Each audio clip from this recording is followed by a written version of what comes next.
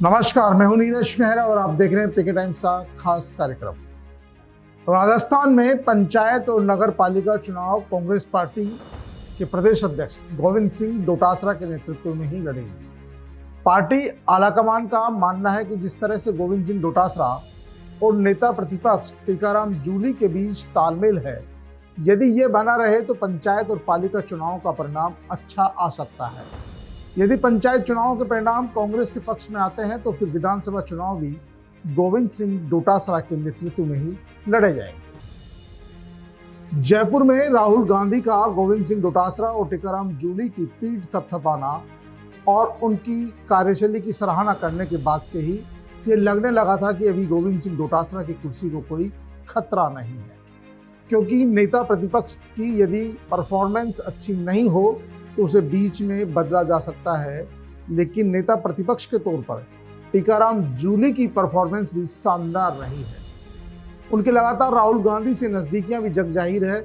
इसी तरह से गोविंद सिंह डोटासरा ने भी फिलहाल कांग्रेस की जो गुटबाजी थी उस पर काफी हद तक अंकुश लगाने का काम किया है।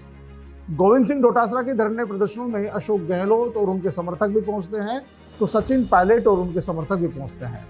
गोविंद सिंह डोटासरा जाट समाज से आते हैं, जो कांग्रेस का दलित, अल्पसंख्यक और एसटी के बाद में सबसे बड़ा वोट बैंक है और मजबूत वोट बैंक भी है।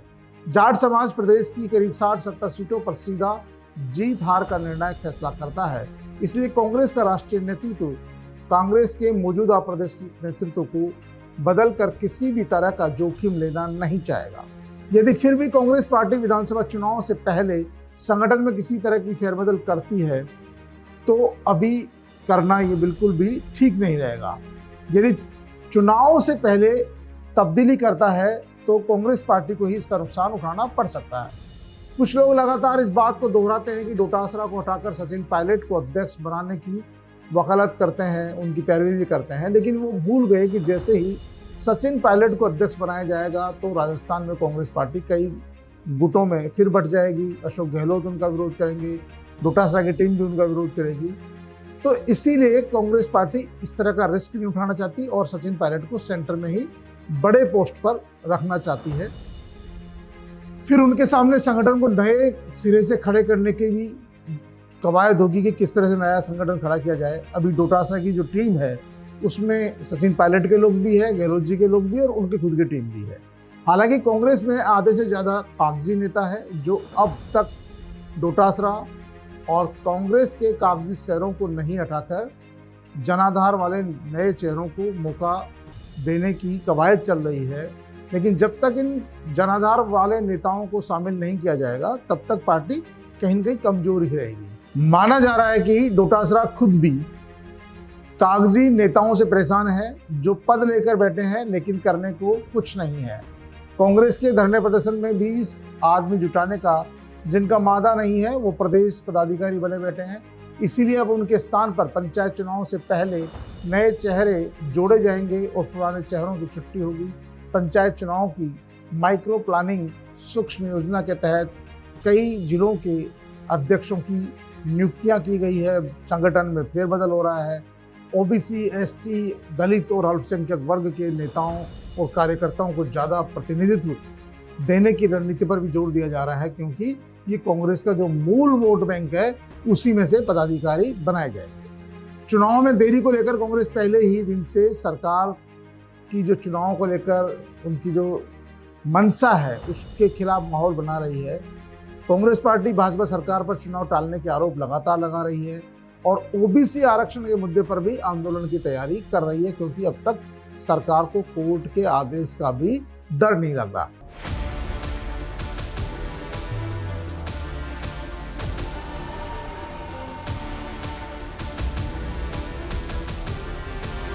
राजस्थान सरकार द्वारा पंचायत चुनाव लड़ने के लिए 2 बच्चों की बाध्यता को समाप्त करने के फैसले के बाद अब उम्मीदवारों की बाढ़ आने वाली है। ऐसे में नए नगर अध्यक्षों के कंधों पर सबसे बड़ी जिम्मेदारी, विधायकों के कंधों पर सबसे बड़ी जिम्मेदारी जिताओ और टिकाऊ उम्मीदवारों की स्क्रीनिंग करने की रहेगी। डोटासरा का संकेत साफ है कि मैदान में वही उतरेगा जिसकी धरातल पर पकड़ मजबूत होगी, यानी हवाई नेताओं को मौका नहीं मिलेगा।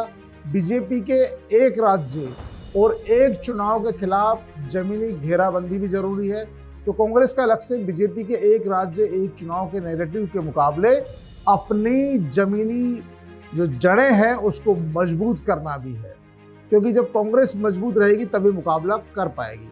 आगामी पंचायत और निकाय चुनाव कांग्रेस के लिए किसी सेमीफाइनल से कम नहीं होंगे। देखना यह है कि पंचायती राज के चुनाव डोटासरा की कुर्सी सलामत रखते हैं या फिर बदलाव की तलवार लटकाते हैं। तो पीके टाइम्स की खास खबर में फिलहाल इतना ही। ताजा तरीन खबरों के लिए देखते रहिए पीके टाइम्स।